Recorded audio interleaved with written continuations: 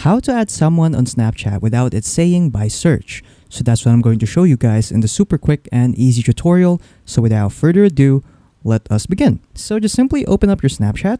And then once you're here, just simply go to the search button right here on the top left corner. Afterwards, you can now search up your friends. So if you want to add someone, just simply search their name up. So as an example, I'll just search up Jamie. There you go. And then before you click on add, what you want to do is to just simply click on the profile of the person that you want to add. There you go. Afterwards, just simply click on share right here on the top right corner. Click on share. And then after clicking on share, what you want to do now is to just simply send this or share this to yourself. So for me, it's right here. So I'll just simply select on myself, which is John. There you go. And then just simply click on send. Afterwards, you can now exit out of here. And then what you want to do now is to go to your messages. Once you're in your messages, just go click on the message that you've sent to yourself. And then from here, you'll now see the option that you can now add this person. So when you add this person from this way, it won't say to that person that you've added them by search.